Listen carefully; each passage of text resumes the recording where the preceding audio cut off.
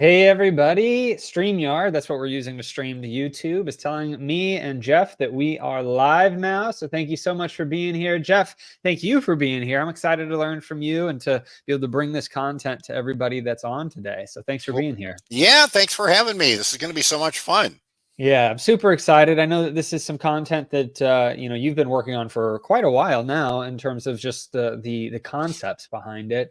And today, as promised, we're going to talk about one change that you can make to boost your sales by 50% or more on eBay, and specifically with Q4 being here now. What I love about this, Jeff, is you've planned to do some live just some live screen sharing. You don't have a bunch of slides prepared. You're actually going to do this stuff live to show people how this actually works in the real world. So I'm excited for that. Yeah. This is kind of weird for me because I've done dozens of webinars and I always have a slide presentation with stuff, and this time I'm not doing any slides at all. I just want to do some real world, like prove me, and I'll be honest with you, I didn't like test this stuff, so I could end up with egg on my face. Like, you guys can watch me just fail spectacularly here, which will be great. I hope you're recording.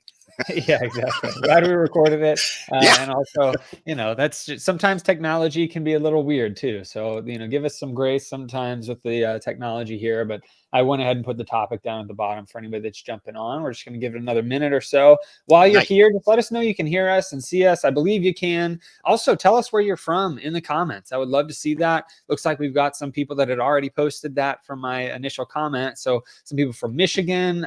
We've got people in Twin Falls, Idaho. Looks like Dennis is from Arkansas. Hey, Dennis, how's it going? Nice. Dave calls you, Jeff, the king of eBay. So Thanks, Dave. yeah, we got Liz from Wisconsin. Looks like we got a bunch of people jumping in right now. So really pumped for this, and we'll give it just a few more minutes, and we will go get going. But ultimately, I hope everybody's fourth quarter is going well. We are really starting to get into the thick of it now with November, December, and then for me, January has always been a huge month. And I know with eBay, you have a pretty big uptick in sales. I'm not the eBay specialist. I'm more of an Amazon person, but eBay has always been a small little thing that I did on the side. But that's why Jeff Clark is here. He's been a dear friend of mine and such a good communicator and teacher of selling on eBay. So I'm really excited for this. But Jeff, looks like we got a good crowd here. Let's go ahead and get started with this topic at hand, which is increasing eBay sales by 50% or more with this one change in Q4. I'll let you take it away, my friend. Awesome. Thanks, man. I'm so happy to be here. All right. So several of you, I'm sure, know me, and you know that I talk really fast. So, this presentation could go by in 20 minutes, but you also know that I talk a lot. So I could go for, 2 hours. Who knows? Hopefully it'll be somewhere in between there, a little better manageable.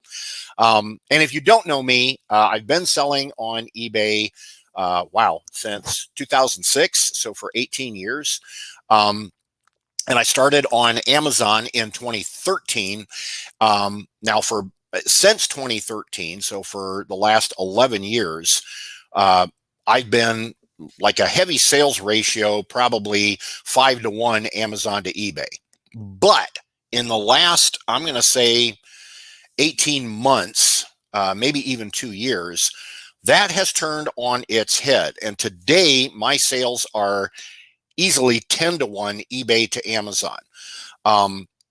I still sell on Amazon, but my concentration has been on eBay because I have discovered something that has just dramatically rocketed my sales. Today, right now, my eBay sales are up year to date 86% year over year, which is just insane.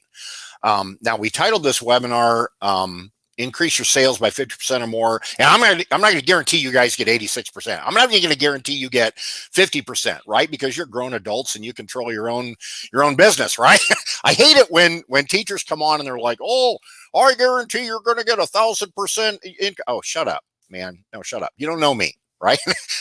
Anyway, so you're like anything, you're going to get out of this what you put into it. But, anyway, titled it, with this one change, and it sounds like, there's just one switch that I discovered that you can flip. That's really not it. If you've followed my teaching at all for the last 10 years, you know that I concentrate a lot on mindset. I'm not a guy that teaches like the cookie cutter things, okay, where they say, look, do this step, this step, this step, and you'll be a millionaire. Well, that's stupid, okay? Because again, we're all, grown adults, we're all different humans, okay? We all have different. So I don't believe in showing you, little hacks here and there. I want to change your mindset so you have a better mindset about how eBay works. And this that's what I'm going to teach tonight, is a realization that I had. And by implementing this realization, it's just, blown my sales up. So I'm going to turn around and ask you guys a question here. And Jimmy, if you'd watch the comments and let me know what people are saying. My question for you is, when you create an eBay listing, who are you creating that listing for? And I'm going to take a sip of tea while Jimmy checks out your comments. So yeah, whenever you're creating an eBay listing, who are you creating that listing for? Would love to hear your thoughts in the comments here. Jeff, just so you know, there are a few people that are saying that we're frozen. I haven't seen that lag on my end, so I apologize if that's happening. Okay, yeah, I'm not seeing it could be a that Wi-Fi either. issue, but I haven't seen it from you, Jeff, and usually it could be my own Wi-Fi. Okay, so, no problem. All right, so answering that question, who are you creating a listing for? Juan Carlos said the customer. Paula said the buyer. Julia said potential customers. The Slimster 78 said customers. Bus World said a buyer that would be looking for my items, so collectors. So yeah, that's what we've got. Okay. All right. So you guys seem to be in consensus that you're creating a listing for your buyer. I'm going to tell you that is partially correct. And that's how I've operated my eBay stores for the last 18 years, is creating my listing for the buyer. But within the last, again, probably 18 months, I've changed the way that I do my listing so that I'm not just creating a listing for the buyer. In fact, the buyer is secondary for who I'm creating a listing for. Now, I'm going to tell you who the primary is that I'm creating a listing for. And then after we talk about that for a little bit, that's when we're going to go to try some live searching and see if we can prove me right or prove me wrong. Okay, man, I'm nervous now. So the buyer is secondary for who you're buyer is secondary. The primary, I'm going to say person. It's not really a person, but the primary person that you're creating your listing for is named Cassini, Cassini. And Cassini is the name of eBay's search algorithm. So why are you creating your listing for Cassini first and the buyer second? Well, first of all, let's talk about Cassini. How did Cassini come to be? All right. So let's imagine that there was no search engine at all, okay, on eBay. And you just went onto eBay and you're like, wow, I'm looking for whatever, a vintage Barbie doll. Okay. So you just scroll through eBay's listings looking for a vintage Barbie doll. Okay. Right now, eBay has 1.7 billion listings on the site. So if there's no search engine and you got to scroll through all 1.7 billion listings, by the time you got to the end of 1.7 billion, you'd have been dead for years, right? Because that would take you a stupid long time, longer than you have to live. Okay. And that wouldn't do you any good because, dead people don't buy things, right? So that wouldn't help. So you got to have some kind of search engine, right? So in the early days, eBay had a very crude search engine that just took the terms you typed in and went and looked for them. Okay. And I'll bet you think that that's how the search engine works today. You would not be correct. And this is going to be key to why this mindset works. All right. So again, in the early days, we've got a crude search engine. You type in a term and eBay goes and finds that term. Well, that's great, except that sellers learned that eBay's searching for that term. So if someone's looking for Barbie doll, sellers, instead of having a good readable title that makes sense, they would just put Barbie doll, Barbie doll, Barbie doll, Barbie doll, Barbie doll, and fill up the whole thing. And then in their description, they'd go Barbie doll, Barbie doll, Barbie doll, and then copy and paste it like 500 times. Okay. So the person with the most Barbie doll on their listing won the search, right? So that person would come up first if you typed Barbie doll in. That's in the old days, all right? And unscrupulous sellers would use this to their advantage, and they would take a super popular term like, Britney Spears. I mean, mind you, it's the early 2000s, okay? Not Taylor Swift, but Britney Spears, and they go Britney Spears, Britney Spears, Britney Spears, Britney Spears like 500 times, okay? And then the listing would be for, I don't know, a socket wrench or something stupid that had nothing to do with Britney Spears, but they would pack it full of that term just so, because they knew it was a popular term and there were millions and millions of people searching for it. And so then their listing would get this tremendous boost. Oh my gosh, that this listing has had, 1 million views. Well, it had 1 million views because they packed it full of stupid search terms. All right.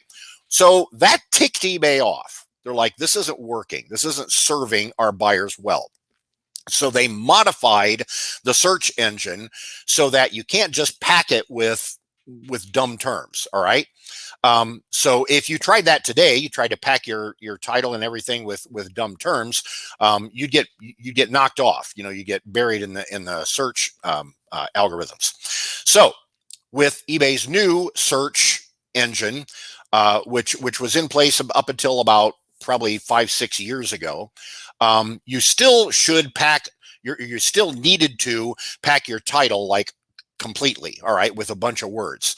And so people would put all kinds of words in there, like, new, free shipping, trusted seller, or that you guys remember look with the eyeballs for O's, I hated that so much. Or they'd put like, 25 exclamation points in the title. It was ridiculous, all right? The titles just looked sloppy doing that. Well, that kind of ticked eBay off too. They didn't like that.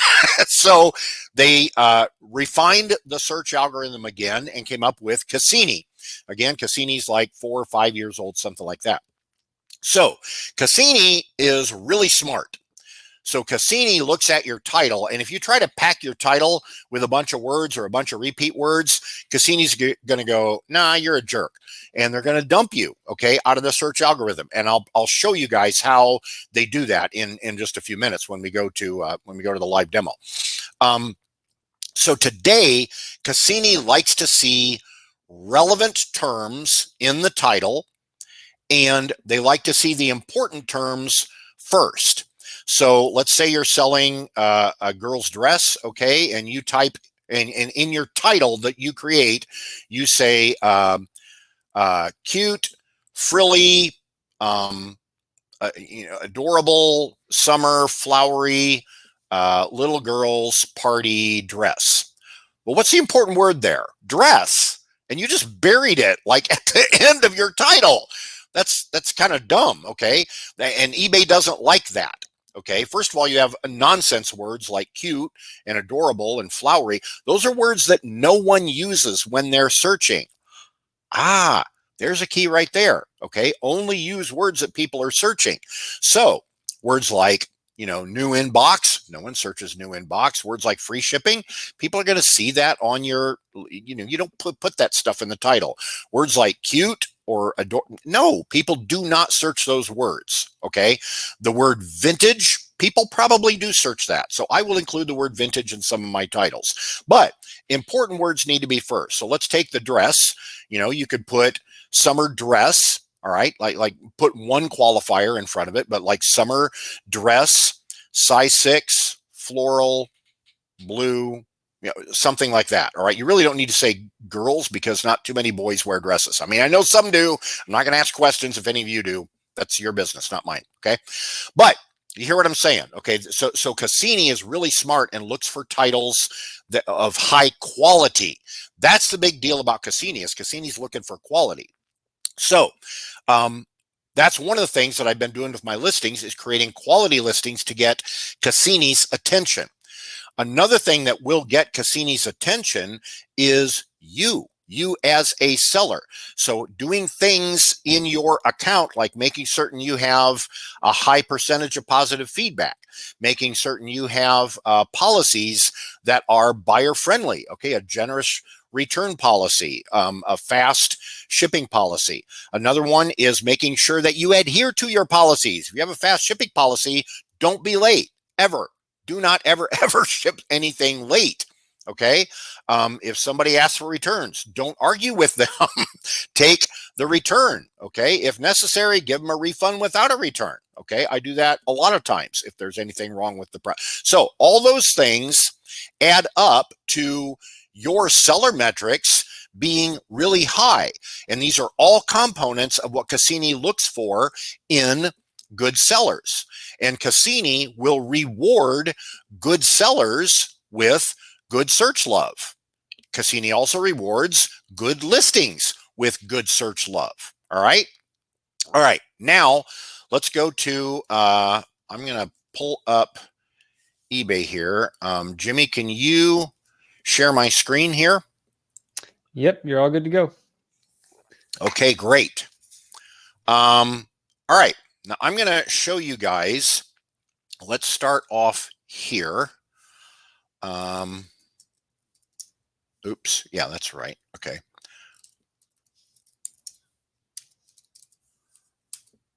Let's start off here by searching a product. Okay. So here is a product. This is CeraVe Smoothing Cream, and we got 120 results for CeraVe Smoothing Cream. Now, when you type in a search, you get lots of different ways that you can sort the search. Okay. You can sort it. Oh no, come on, internet. Don't give me any problems. Here we go. You can sort the search by best match, time ending soonest, time newly listed, low, price plus shipping first, high, price plus shipping first, or the closest to you first if you want it to ship fast. Okay. But the default is always going to be best match. This is always the first one that comes up. So this is really what triggered my thinking in exploring this concept. What the heck does best match mean? Like, best for who? Is it my best match? How do you know my best match? Is it the seller's best match? I don't know. I don't know what that means. And I noticed that all of these other categories are quantifiable. Okay. Meaning time ending soonest. Well, that's easy to decide, right? You just look at when the listing is ending, and the one that's, closest is the one that's going to be ending soonest. Duh. Time newly listed. All right. So who listed CeraVe Smoothing Cream recently? That's the one that's going to be top of the list, right? Duh. These are all quantifiable things. Price plus shipping, lowest or highest. Those are numbers. Like, you can look at the number and say, I know which one is lowest, which one is highest. Distance, again, measurable, easily quantifiable. Best match, that's not quantifiable. That's not objective. It's subjective. So again, who is deciding what is best match? Well, I'll tell you who it is. It's Cassini. Cassini is deciding what the best match is. Now, Cassini does that by looking at the seller and deciding, do I like this seller? Have they met the metrics that I like? In other words, do they have high positive feedback? Do they meet their promised delivery times? Do they handle returns or problems in a timely fashion, and that is favorable to the buyer? Do they have policies that are favorable to the buyer? Even little things like, free shipping. Now, I don't do free shipping on all of my listings, but I know that Cassini prefers it. It's not a super heavy weight in your metrics, and I do make a lot of sales with calculated shipping. I just shipped a really heavy antique cash register today to Portugal, and that dude paid a crap ton of money in shipping. There's no way I'm shipping that thing free shipping. But I do a lot of listings free shipping because I know Cassini likes it, and I want Cassini to like me because let's do this. Let's just change a few things in the listing. Let's look at the first, I don't know, 10 maybe only half a dozen listings under this search term. Why only 10? Because if you're looking for this item, are you going to scroll through 120 results? No, I'm not either. No buyer is going to do that. No one has the patience to scroll through 120 results. And this is even worse if we type in something like, I don't know, like Barbie doll or Levi's jeans. You're going to get like 100,000 results if you type in Levi's jeans, unless you put in, some more qualifiers up there. Well, absolutely no one is going to look through 100,000. No one's even going to look through 1,000. I doubt hardly anyone, maybe a 1% of people will actually scroll through 100. Okay. Most people are going to look at this and say 120. I don't have time for that. They're either going to hit the top one and go, yeah, that's the one I want. Or they're going to scroll through, half a dozen, maybe 10 or so and go, yeah, I don't have time for this either, and go back up and hit something up here. Just pick one out of the 10 that they like. Okay. So let's see. We've got CeraVe SA smoothing cream. All right. So first of all, let's look at the top 6. All right. We've got this one at the top, 177 mil. It's a tube. Then we've got this jar, 340 gram. Okay. That's from the UK. All right. Next one looks like the same jar, but they didn't put in the weight of it. And they put in, okay, this one here says dry, rough, bumpy skin. This one says with essential ceramides. Now, let's get back to, the title. Is somebody likely to type in dry, rough, bumpy skin? Maybe. All right. They might type into the title, hey, I want a cream for my dry skin, my rough skin, my bumpy skin. I don't know. Maybe 10% urea. Is that important? Maybe. I don't know. Maybe somebody knows that, 10% urea is a good formulation. I don't know what that means. I don't know anything about smoothing cream. I just sell stuff. All right. But this next one here, essential ceramides. You think anyone's typing in ceramides? I don't know. If they do, I doubt they're spelling it correctly. So I don't know. All right. Smoothing cream, 10% urea. Well, that one looks like the top one we had, the tube. Okay. 177 mil, 177 mil. Yeah, it is the same one. Okay. And price is similar, $22.99. That top one was what? $21.97. All right. Next one has a weird photo. What is this? Retinol serum. Okay. Now, we've got the word smoothing here. Oops, sorry. We've got the word smoothing here, smoothing fine lines. Okay. Next one again has a weird photo. That's that serum again. Now we've got the can. All right. So that's the first 6. Okay. You got an idea of what they look like. Now let's add SA, because that looks like it's something that's important to the title. Now let's see what comes up.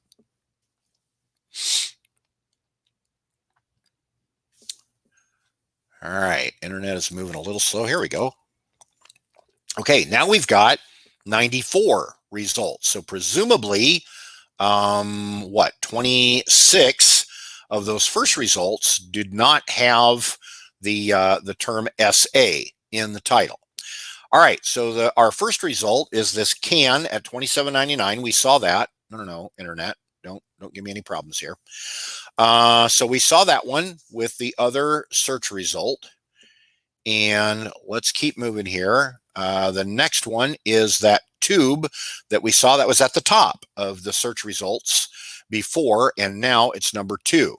Here's the other tube that was number 5 or 6, 4 or 5 maybe. This one says essential ceramides. I think that was in our top 6. Well, this one's brand new. This one was not in our top 6 before. And this one doesn't even have the word smoothing in it. Look at that. That's interesting, isn't it? That's in the top 6 results, and it's missing one of those terms that we used in our search. So right off the bat, all we did was change one thing, and I'm already proving to you guys that Cassini does not take perfectly the words that you type in. Right there, moisturizing SA cream. Okay, and if we go further down, right there's one that says CeraVe SA smoothing cream. Here's one that says CeraVe SA smoothing cream. So further down the list, we see listings that have all of the terms that we typed in. Let's go way down. All right, lotion right there, CeraVe SA smoothing cream. We're about halfway down the page. Why wasn't that up at the top over that other one that did not have the word smoothing? If we were going strictly by the words, this one should have been up in the top 6. Let's go way down. Look at that one. We're about 3/4 of the way down. This one has every word that we typed in. And yet, one of the top 6 is missing one of the words. So this should prove to you that eBay search engine, Cassini, is not taking the terms literally.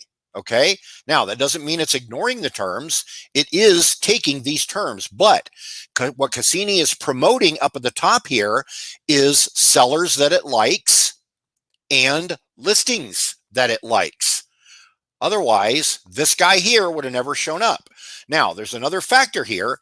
The other factor could be that this guy is promoting his listing very strongly.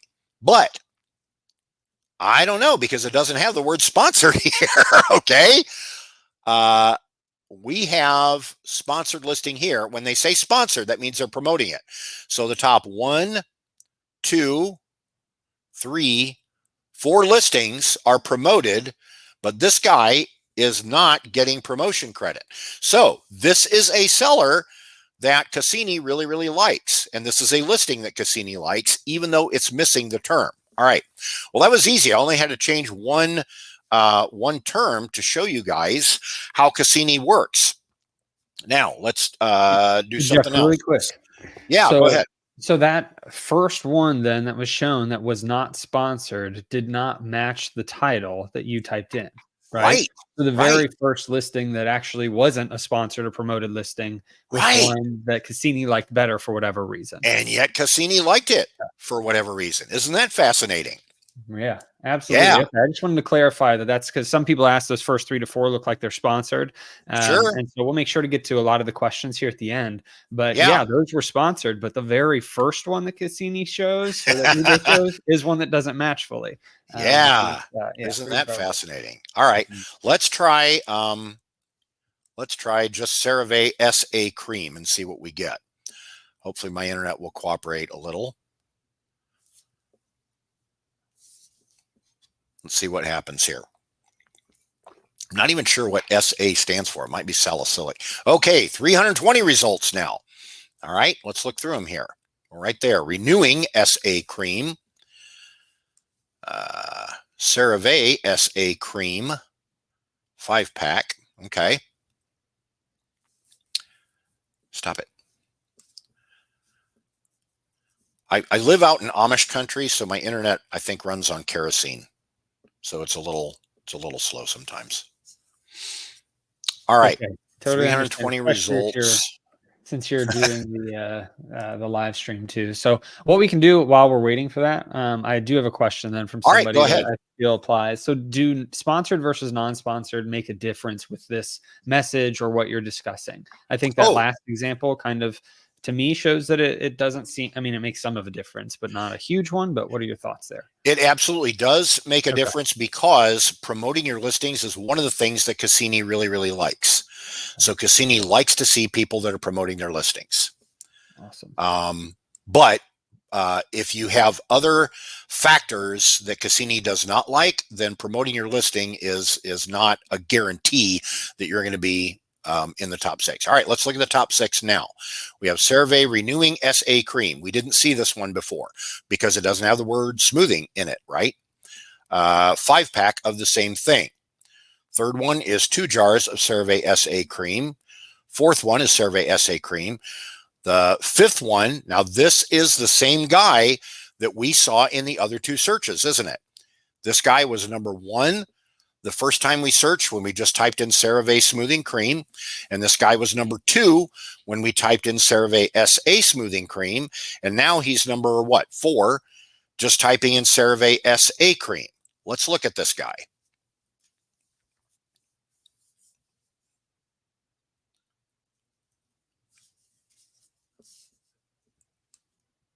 Oh, look, it's me. This is my listing. My listing is in the top 6 for all 3 of those search terms.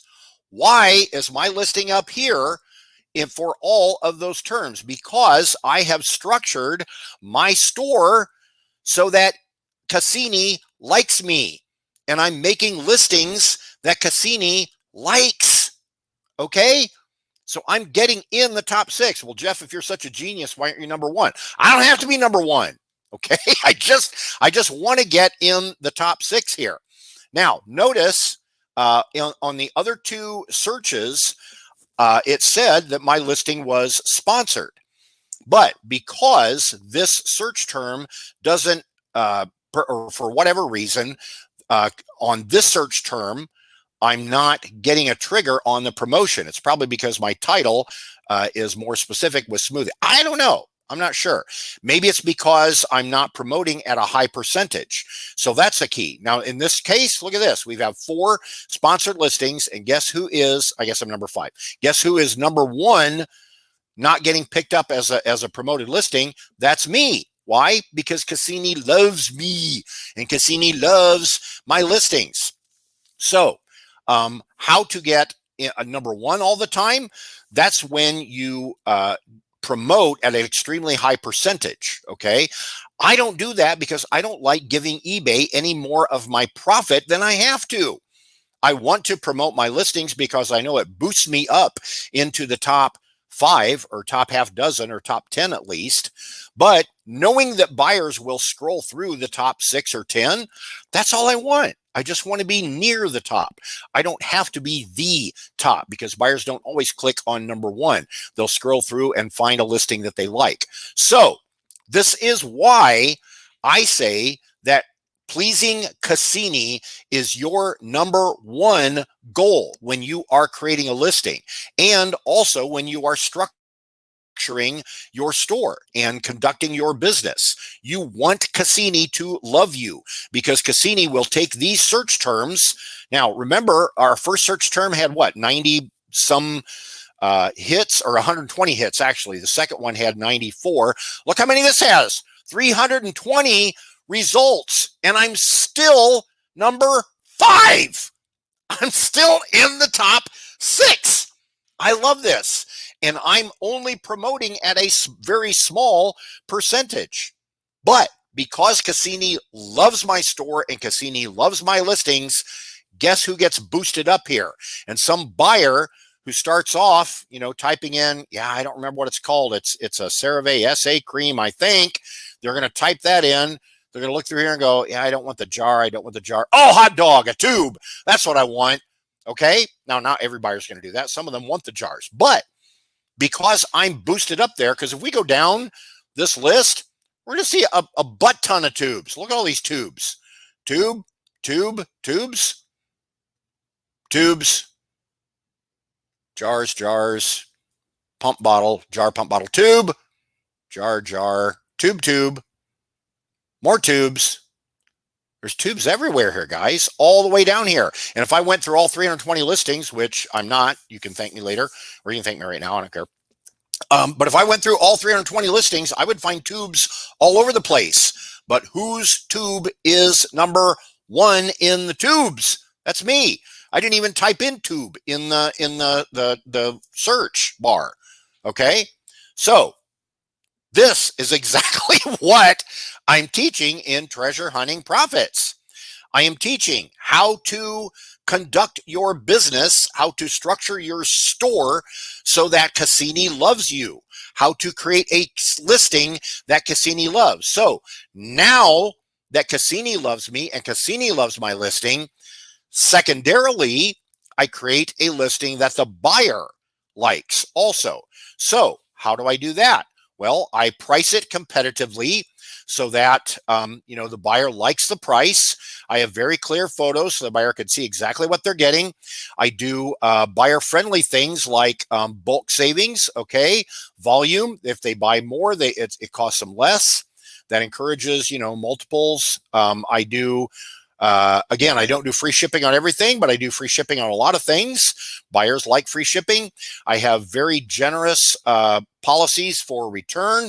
I have a quick handling, turnaround. I pack it with a lot of item specifics. This is both for Cassini and for the buyer, so that they can see all these things here. They know the volume, they know the body area, they know where it's made, they know what features it has, hyperallergenics, perfume free. All this kind of stuff is important here.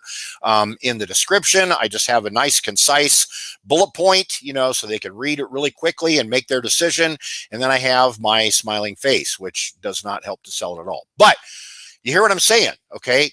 Structure your listing for Cassini first and for the buyer second. I'm going to do one more really, really quick, and then we're going to move on to questions. Let's do Jupe shower gel, and let's see what happens when we search Jupe shower gel. We get the spinning circle of death. Okay, we have 74 results, and we've got a tube there. And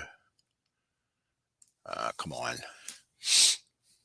my internet's being uncooperative here. But we can see right off the bat, we've got a couple of tubes. Hey, Jeff, we can go ahead and answer maybe a question or two. Yeah, let's hit some questions while we're waiting. And so, yeah, we'll go ahead and jump into that. Well, one comment Dave said was, Jeff brings the history of eBay today. Sweet. I saw there actually on your profile, on your eBay profile, it said seller since 2000, which I think is pretty amazing. I'd like to point that out because it's 24 years of selling on eBay. So I'm glad you've got that history behind you. Carla said, this is great information. Awesome. And then let's see, is it working now? Looked like it was. It looks like it is working. Yeah. Did you have one more question? Or okay. So all right, we've got a tube here. We've got a tube here. Tube. Okay. 3 tubes. That one looks different. What is that? Ice by Jupe. That's interesting. And yet it's all shower gel. Okay. Here's the 5th one. It doesn't even say gel. It's Jupe for woman. Oh, it does say gel. I'm sorry. Right there. Shower gel. Okay. So far we've got all the terms. 5, 6, 7. We got a bunch of different flavors of shower gel. Yes, I said flavors. Sorry. So anyway, you can see those. Let's add the French word because I'm actually looking for men's shower gel. Maybe we'll get rid of that woman's listing there. Sorry, women. Nothing against you. It's just the way I'm going to search. So I'm going to make one caveat. Yes, I've been an eBay member since 2000, but I started out buying. I didn't actually sell anything until 2006, but still, that's 18 years of selling on eBay. That's a freaking long time, man. All right, so now we have Jupe shower Jeff, gel. 18 years makes your eBay seller account an adult. So I just want to say that's pretty incredible. You got a whole adult's life worth of. That's right, man. Yeah, my daughter is 18 years old. I've been selling ever since she's been breathing oxygen. That's pretty amazing. All right, so here is Jupe shower gel, and the first one is one we did not see before. It's a gift set that contains shower gel. Here's one for $11.55. I think this one was like number 5 or 6 in our last search. Okay, this one was number 2 in our last search, and it's number 3 in this search. Let's check out this guy. Guess what? It's me again. Okay, we can change these search terms, and you're going to find me coming up in the top 6 out of how many? What do we have? 70 for Jupe shower gel, 89 for Jupe shower gel. Let's go way down here.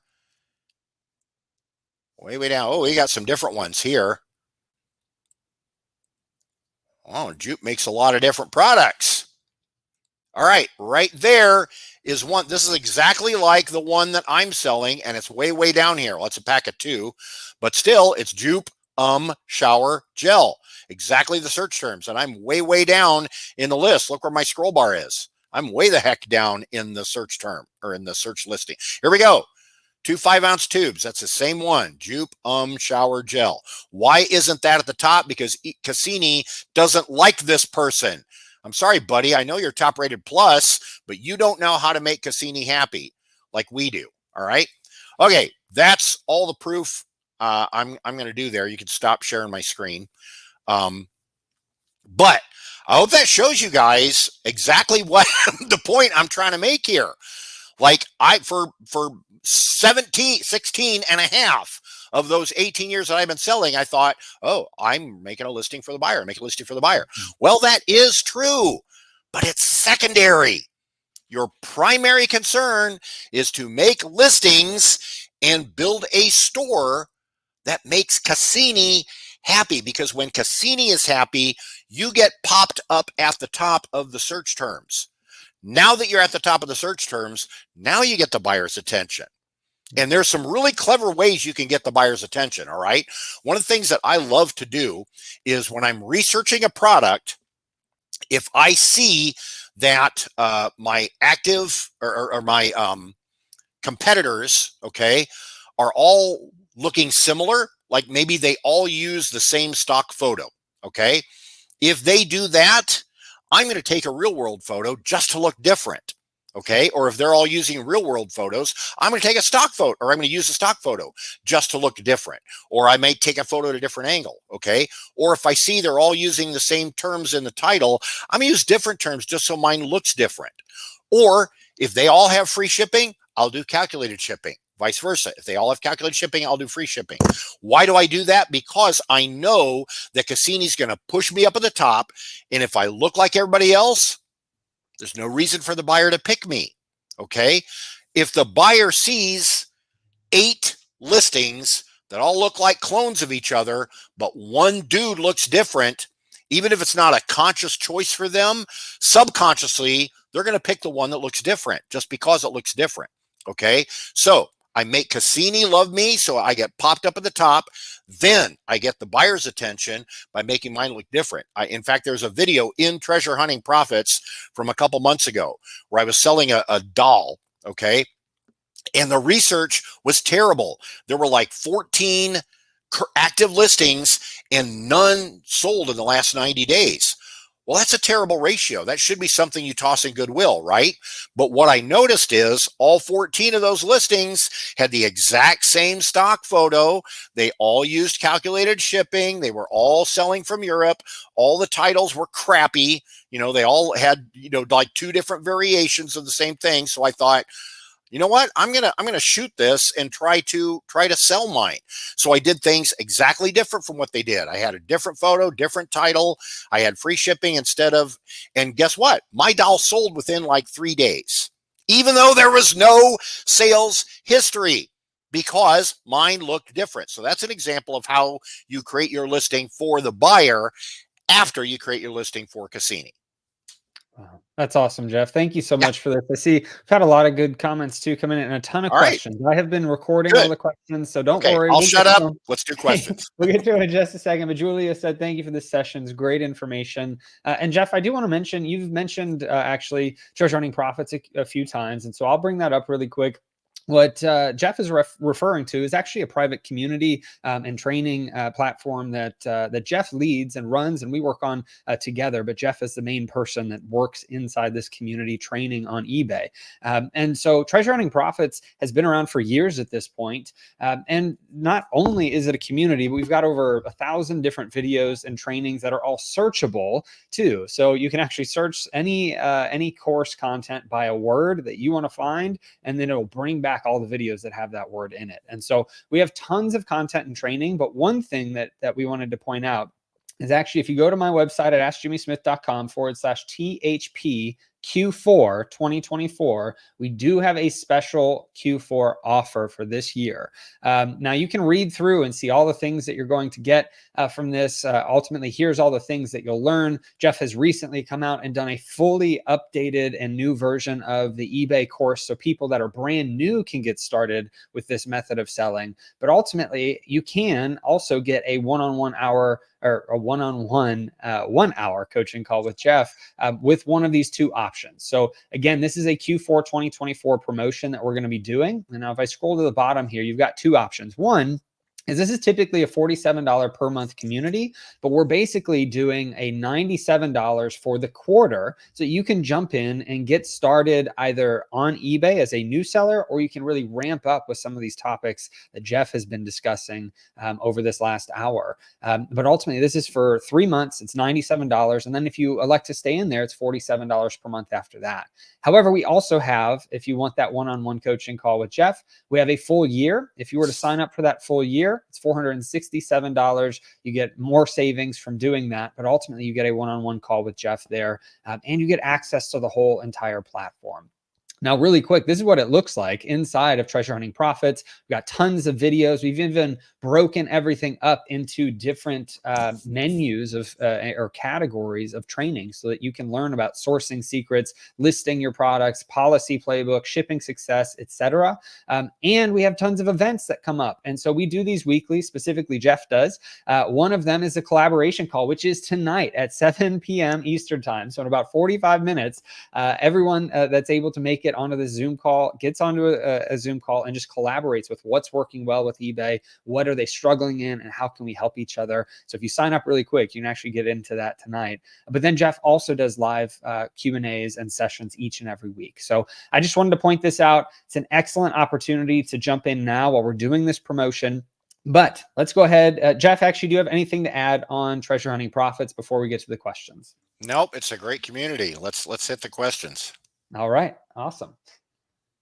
Okay, let me pull up the questions here. So the very first question that we had early on was from Dave, which is, does Cassini reward better images for listings?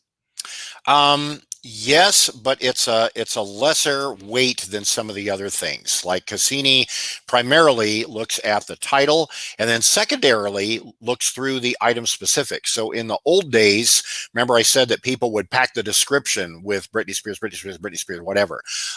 Cassini weighs words in the description far less than it does words in the title. Like title gets the most weight, specifics get secondary weight, really close to the title. Cassini basically goes through the description, not necessarily for the search terms, but it goes through the description to see if you're like violating any policies. Okay. Like I had a listing shut down because it was a natural product, but Cassini thought it was a prescription drug. So it shut my listing down saying, oh, you're selling a prescription drug. I'm like, it's not even a drug, it's a natural. But in the description, I said, I don't remember what the term was, something like, relieves headaches or whatever. And so I had to remove, once I removed that term, then my listing went live. Okay. So Cassini will go through your description, just to make sure you're playing fair. But yeah, images, your images don't necessarily please Cassini. Your images are more important if someone is doing a Google search. Okay. So that's why when I do a commodity item, most of the time I will do a negative background. Okay. Like wash out the background, everything, because Google wants, really clear images. And so if someone is doing an image search, which I don't think most people do, I think most people type words in, but some people might do an image search for their item. That's when, that's going to get tagged. Awesome. Next question. Melissa said, sounds like eBay is making the sellers to be more competitive between each other. I mean, they always have been, really. It's just that the competition looks different, okay? Instead of trying to trick the system, like Cassini is smart enough to say, let's make you a better seller. Because honestly, if Cassini rewards sellers that have buyer-friendly policies and have high positive feedback and have competitive prices and, respond to problems quickly. What does that sound like? That just sounds like really, really good customer service. Okay. So Cassini is helping you to be a better seller and to, please buyers more, which that's the whole, that's the whole game right there. I want my buyers to be happy. If they have any problem, I want to rectify that problem however I can and make the buyer happy.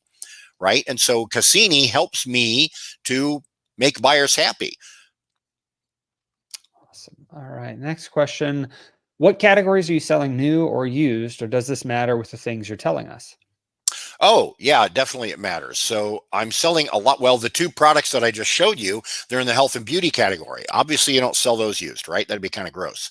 But as far as used items, I sell a ton of used electronics, used vintage kitchenware, kitchen appliances. I sell some clothing and shoes. I don't sell a lot of it, but some of it's new, some of it's used. I sell a lot of music. Oh my gosh. If you guys know me, vinyl records are my biggest thing, right? I sell vinyl records every single day. And almost all of those are actually all of those are used. Very, very few are brand new. Right. Juan Carlos, Jeff, don't you want to compare sold to see what titles or terms actually sold? Oh, yes, absolutely you do. When you're doing your research to see if you are going to sell the product or not. And when I do that, I will compare like a ratio. Okay. So like we had, let's say we get, 75 active listings for something. And if I go to sold, so sold will show you a 90-day history. So if I have 75 active listings, I go to the 90-day history and the 35 have sold in the last 90 days. That's not a terrible ratio. That tells me that on average, if I list my item today, it should sell within the next, not 90, but maybe 180 days. Okay. Because 35 times 2 is 70. And if there's 75 active, likely, there's going to be a sale within the next 180 days. I'm happy with that. I'm happy to sell stuff within 6 months. If I see there's 75 active and the 75 have sold in the last 90 days, I get pretty happy because that means that I'm likely to get a turnover within the next 90 days. If it's reversed and there's like 20 active and 50 have sold in the last 90 days, now I'm doing a happy dance because that's going to be a hot seller. Okay. And I'm going to price it a little higher than I would otherwise. But, those saying, yeah, it's going to sell in the next 90 days, 180 days, whatever. I think it's going to sell quicker than that because I know that Cassini is going to push me up to the top. So I'm more likely to get a sale. But yeah, comparing solds is super important when you're doing your research. Awesome. Melissa said, does it consider the ratings of the seller? So like feedback ratings, is that what you're talking about? Yeah, absolutely. It looks at your feedback score. And if you've got a high percentage of, negatives, it's going to, it's going to knock you down a little bit for that. Or also it will look at your return rate. So like if you have a high number of returns for a certain type of return, like doesn't match description, that's not good. Okay, that means you're not being accurate with your listings. So yeah, it definitely considers those kind of or also ratings of like if you have a high late shipment rate. Okay, that's a big one. Cassini will really knock you down for that, and you will not be Cassini's favorite. Okay. Income 7823. What rate do you promote at? I promote at 2.7%. Is that a magic number? No, it's just a number I pulled out of my rear end. Okay. But here's the thing. eBay will only allow you to go down to 2%. Okay. I tried promoting right at 2% and it had almost no action at all. So I thought, well, I'll bet eBay is dumping people that are at the absolute bottom. So I bumped it up to 2.7 just because I like the number 7. And I started to get some action on it. Okay. Now the thing is, when you promote, eBay will say, okay, here's our suggested promotion rate. And it'll be, 9.8% or 12.7% or sometimes 18.5. Sometimes it'll be up in the 20s or almost 30%. Well, that's stupid. There's no way I'm giving eBay that much of my money. And you just saw my list. I mean, I only showed you 2 of them, but I could go through and show you a bunch more listings where I'm up in the top 6 with my measly little 2.7%. Again, if I wanted to be number 1, I would take eBay's suggested promotion of 21% or 27% or whatever, and I'd lose a crap ton of money because I'm doing it. I don't need to do that. I don't need to be number 1. I just want to be near the top so the buyer sees me, and I get sales that way. Awesome. Next question here. I think creating a listing with buy multiple items for a discount creates more interest in the listing, even if the discount is minimal. Have you seen that? Absolutely. Yeah, I agree that. And I do discounts for everything that I have any kind of multiples in, even if I only have 2 items. And when you do that, when you select volume pricing, eBay, I don't understand why it's different, but sometimes it'll give you a suggestion of buy 2, get 10% off, buy 3, get 15%, buy 4, get 20%. Or sometimes it'll say buy 2, get 5%, buy 3, get 10%, buy 4, get 15%. I always change that to 10, 15, 20% because when 5% doesn't feel like a real discount. Like buyers don't think you're serious if you're only knocking off 5%, right? So I always do 10, 15, 20%, and I get plenty of action with those percentages. Awesome. Julia said, you offer free returns. Do you get a lot of returns? I really don't. And that's one of those buyer-friendly policies that Cassini likes to see. eBay will give you the option of 7-day returns. What is it? 7-day, 14-day, 30-day, 60. I think. I could be wrong about that, but I know the maximum is 60-day. I offer 60-day returns on everything. Okay. And the reason that I do that is, you think, oh my gosh, that's terrible. You're giving the buyer all this time to return it. But here's the thing. If the buyer knows they have 7 days to return something, they're going to go, oh my gosh, I've only got a week. I better look at this thing. And is there any problem? Oh yeah, there's a little tiny chip there. I'm going to return it. Okay. They're going to be inspecting the crap out of their item and they're going to find something wrong with it, even if there's nothing wrong with it. Whereas if you have 60-day returns, buyers going to look at it and go, ha, I got 2 months to return this thing. I'm not even going to look at it yet. They're going to forget about it. And when they finally see a flaw, a month from now, they're going to forget all about the fact that there was free returns. They're going to keep the thing. When I switched to 60-day returns, I got far fewer returns than I did before. But the free returns thing, if I get someone who opens a return, it's because there's legitimately something wrong with it. Okay.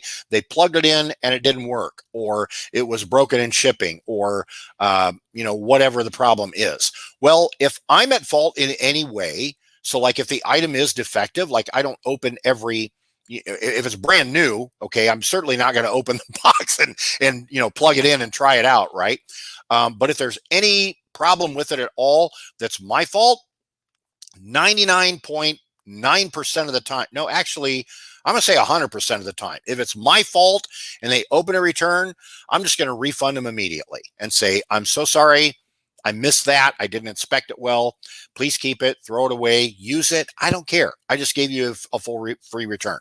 And you know what? I get positive feedback because of that, because I took care of the buyer. Now, if it's buyer's remorse, if they say, man, I got this, I changed my mind, it's not the color I expected, or dang it, I don't have this model, I ordered the accessory for the wrong model, I'm so sorry. Then I'll say, okay, yeah, send it back. And then they'll send it back to me. But if it's my fault at all, I don't take a return. I just give them a refund immediately and let them decide what to do with it.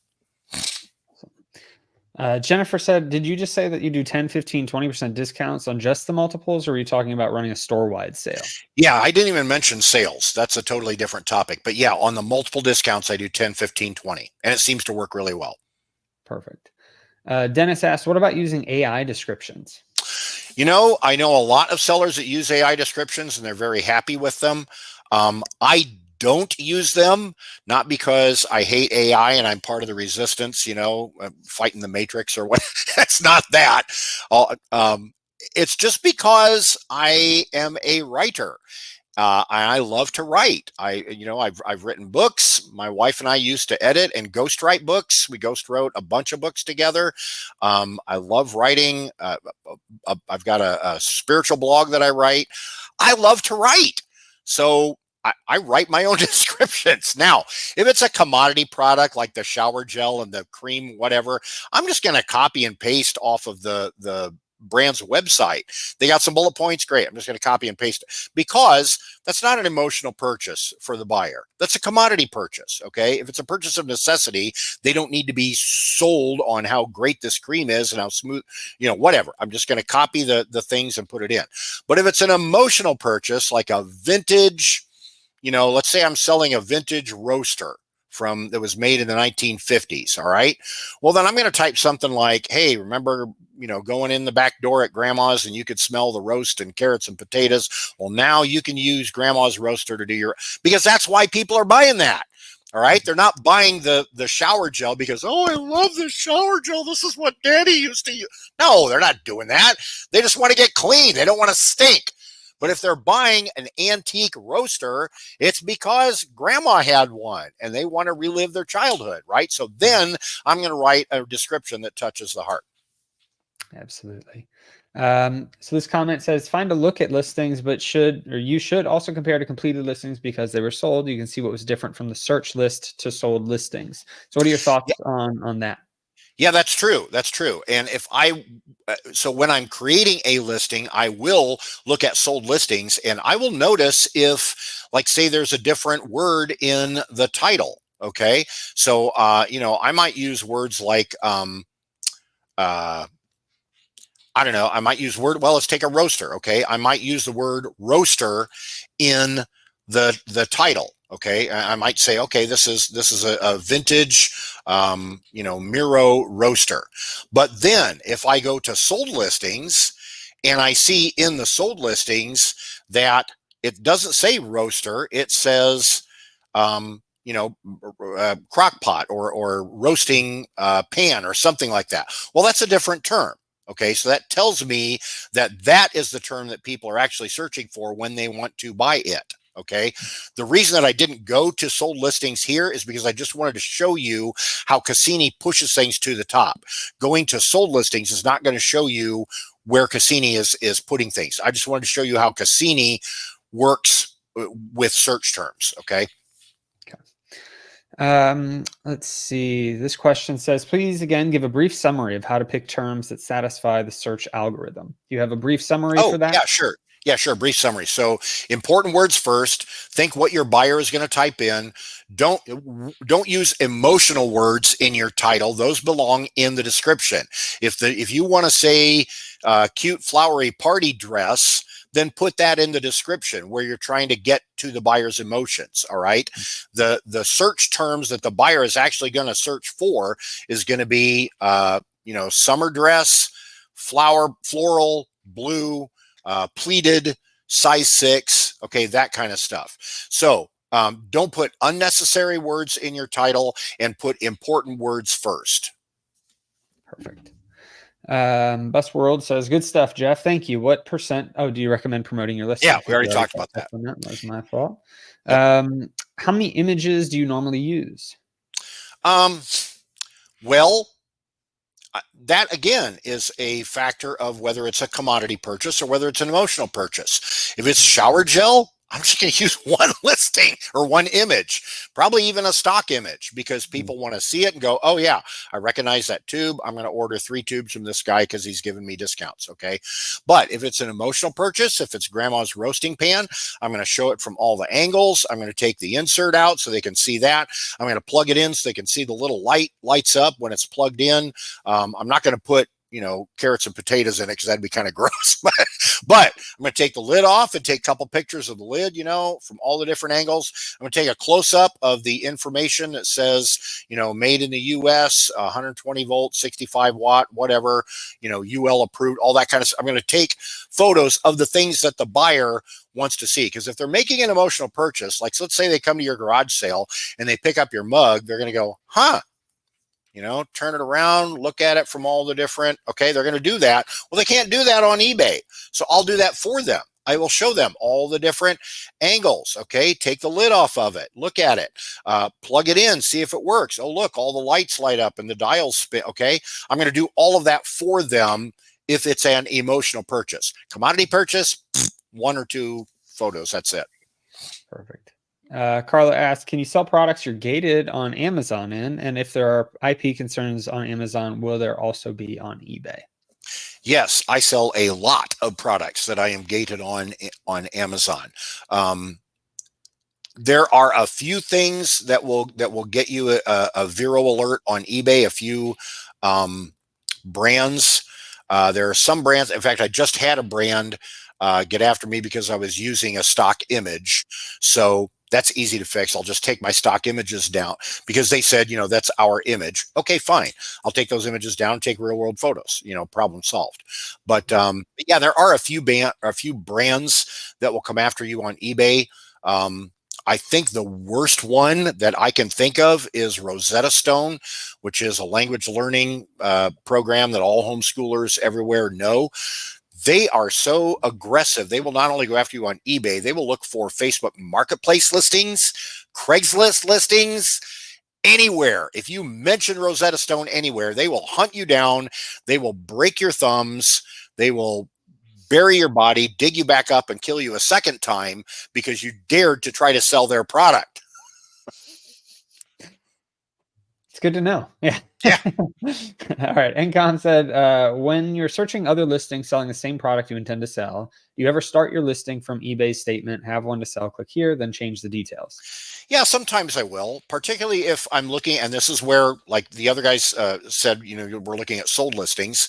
If I notice that one listing sold for significantly higher than some of the others, I might click, sell one similar to this just so I can use some of their information because they might have really good item specifics in there. Okay. Now it doesn't bring the images, right? But they might have a really good title that got somebody's attention and the item specifics that drew, so when you do that, you have to supply your own images. You have to supply your own description, but it will import the title and it will import all the item specifics. And then, you take it from there. This is a comment here. In the past 3 years, I only had 2 returns offering 60-day returns. That's yes, John knows. Yeah, man, 60-day returns are the best. Yeah. All right. Do you include a thank you note in your shipment to encourage the buyer to leave feedback? I don't. I know some sellers that do, but I ship so many packages, I don't really take the time to do that. Fair enough. Bradley said, worked late today, joining late. This might have been asked already. Apologies if we did. Do you recommend using the AI description tool? If so, what caveats do you suggest when using it? Yeah, we did discuss this before, but I'll say it again. I personally don't use AI description. I know a lot of sellers that do, and they're happy with it. I think sometimes it gets a little over emotional. Like, it'll say, with a convenient size of 5 ounces, this shower gel is perfect for you. Come on, don't give me that crap, right? But the main reason I personally don't use AI is because I love writing. So I would rather write stuff myself. Perfect. Dave said, collectors want many images. That's good. Yeah, exactly. And so, yeah, collectors are making an emotional purchase because they want to add to their collection. So, yeah, they want to see everything. So, in fact, I just listed last week, I listed a whole bunch of Harley Davidson catalogs, and I filled up all 24 images, right? Like the cover, and then, oh, look, here's a pretty bike. Oh, look, here's a pretty bike. Oh, look, here's some pretty accessories, saddlebags, cool, and I just filled up all 24 images because I know that collectors looking for a 1998 Harley Davidson catalog, they're going to want to see a bunch of pretty bikes, right? Mm-hmm. Bradley asked, do you recommend using a video as one of the item images? Sometimes I do. So I will use a video if I think there's something significant that the buyer can get from that. So I always want to get in the buyer's head, and I want the buyer to imagine themselves using my product. So if I've got like an antique record player that I'm selling for a bunch of money, I might put a record on it, okay, and play it and just take a short, and it's got to be short. Like eBay only allows you, I don't know, like 40 seconds, okay, of video. So it's got to be super short. One of my favorites was when I had a lava lamp vintage lava lamp. I was listing it for like $50, and I'm looking at all the competitive listings, and I thought, well, what do people want to see? They want to see it lit up, and they want to see the lava going bloop, bloop, bloop all over the place, right? So I plugged it in, I let it heat up for a while, and it turned the pretty colors, right? Green stuff and the red blobs. And so I had just a short video of bloop, bloop, bloop, bloop, bloop, with the lava going up and down, and that sucker sold pretty quick. That's awesome. I love that. I should have had the sound effects too with bloop, bloop, right? Right, you should have, yeah. So Carla, as a comment, just signed up. This is exactly what I was looking for. Thank you both for creating this content. Fantastic. Thank you, Carla.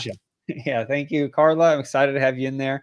And as a reminder, we've got a few more questions, but I'll just remind, if you want to go to askjimmysmith.com/THP Q4 2024, it is a Q4 2024 offer. You can get 3 months for the price of basically 2 months. It's $97 for the quarter, and you'll get the whole 3 months there. If you decide to stay in after, then it's $47 per month. Or you can jump in for the full year, get a one-on-one coaching call with Jeff, and a few other bonuses as well. But ultimately, we're excited to just have people in there. We've got, in 20 minutes, Jeff is having a collaboration call. So if you're able to join now, if you want to jump on Zoom right after this, you'll be able to collaborate with other sellers too that are on or inside the community. So, all right, let's go ahead and get back to these questions. Looks like Brad asked, should those 60-day returns be free returns? I'm concerned about going under with the abuse of free returns. Yeah, well, so the way you get around that is, like I said, if somebody is wanting to return something that's my fault at all, I just give them a refund. I don't mess with having it, because why would I pay to have something come back to me if it doesn't work, or if it's broken and I did somehow miss something. If they do return something that is materially different than what you shipped them, then you can open a case with eBay and claim buyer fraud. And eBay is very fair with, arbitrating between buyers and sellers. And they also take into account your status as a seller. So just the things that I was talking about earlier that Cassini loves to see, right? What's your status as a seller? Do you have high positive feedback? Do you take care of buyers? Do you have buyer-friendly, policies and all that? And so eBay will say, oh, this guy here, this is one of our favorite sellers, so we're going to give his argument a little extra weight. Okay. And honestly, Brad, man, with all the thousands and thousands of items that I sell, gosh, I can't even remember the last time I had a fraudulent return. Honestly, it's been a couple of years, seriously. Well, and at least from my perspective, right? Because I'm an Amazon seller, been one since 2017 or 2015. I get Amazon's known for free returns, and Amazon's also known for return abuse. And yet, for my sales, I typically run about 3% return rate, and that's just because of the categories I sell. And if I was doing clothing and shoes, that'd be different. But the point is that even with Amazon being known for return abuse, I still have a very low return rate across the board. With eBay, I would assume it's even different depending on the products you're selling and stuff like that. But ultimately, it's not a huge concern in my opinion, because customers will buy more confidently because there's a free return option. Right. So right. It may help increase sales, but then, the returns you get won't offset that increase in sales. Right. And the vast majority of buyers are honest people. And if you get somebody who's actually trying to scam you, just put them on your blocked buyer list so they can't ever buy from you again. Right. All right. Bus World asked, where do you sit on a listing, a set number of listings each day, so the algorithm keeps listings towards the top? Right. So that's one factor in making Cassini like you, is listing every day. And I don't know that there's a set number really. It depends on you, right? So I list, I don't know, I do probably 15, 20 listings a day just because I've got stuff coming in all the time. Okay. You may not have that kind of availability. If you're just a weekend warrior, and you go get 20 items at garage sales and you got 20 items to list for the week, then, that's what you do. But if that's you, like if you're a weekend warrior, The mistake that weekend warriors make is they will get their 20 items and they'll list all 20 in one day. And then they'll wait till next weekend when they go garage sailing again. Okay. Well, don't do that, because again, Cassini likes to see you listing every day. So create all your 20 listings in one day. That's great. But then only, make 2 of them active. And then the next day, make another 3 active. And then the next day, do 3 more, and then 3. Okay. Spread it out so that you are listing every day. Even if it's only 2 or 3, that's still going to boost you up in Cassini's estimation. Perfect. Which comes first in your sales, Jeff? Accordions or typewriters? I sell more typewriters than accordions. That's just because I find more typewriters than accordions, but I have sold both. That's awesome. All right. Question. Also, where do you sit on with resetting your listings as a new listing or new item number so it gets set back into the new listing algorithm? I'll reset my listings every 3 months. Yeah, that's an important factor too. Good question. So what he's talking about is ending your older listings and listing them as a new listing. So the reason to do this is, and I've actually talked with an eBay, I don't know how high up they were, but an eBay insider who said, yeah, if your listing is 6 months old, it's going to get buried in the search. You'll be lucky if people can find it. Well, shoot, I don't want that. I have like 1,500 listings. I don't want them to get buried, right? So I set my active listing queue to show the oldest ones first. And then every day, in addition to doing my normal listing, every day I pick out at least 10, sometimes 20, and I end those old listings, and then I do a sell similar. And I'll look through the listing, maybe tweak something, maybe raise the price $1 or $2, maybe change the photos, maybe change the title a little bit, just to make it a little fresh. But then doing a sell similar gives it a new item number, like Busworld is talking about. And Cassini goes, oh, look, Jeff just listed a brand new typewriter. And Cassini doesn't realize that I've had this typewriter for 4 years, right? But it just hadn't sold. But I did a refresh by ending the old listing and making it new. Cassini thinks it's a brand new listing. And so Cassini will push it up in the search results. Awesome. Brad said, I sell about 2 items a day, average in a week. If I get 2 returns a week, that's a big hit for me. Yeah, go ahead. I agree. I mean, yeah, do what you can to not get 2 returns in a week. Right. I mean, I will get, I don't know. I didn't even look at my numbers. I sell, a couple hundred a week, and I'll get, I don't know, 3, 4 returns maybe. Okay. Yeah. I mean, obviously, as I would recommend, if you're active on eBay, could make sense to test out just adding in free returns for 60 days for a month and see what happens, right? Yep. Up to you, depending on the items you're selling, obviously, and what your customer base would be. But it may be helpful to see maybe that 2 items a day turns into 3 or 4 items a day, and then you get 1 return a week, but you've doubled your sales, right? There's those types of considerations that could happen. But it's always worth a test. Anytime you're running any kind of a business, doing those little tests and seeing how they play out will always be helpful. Absolutely.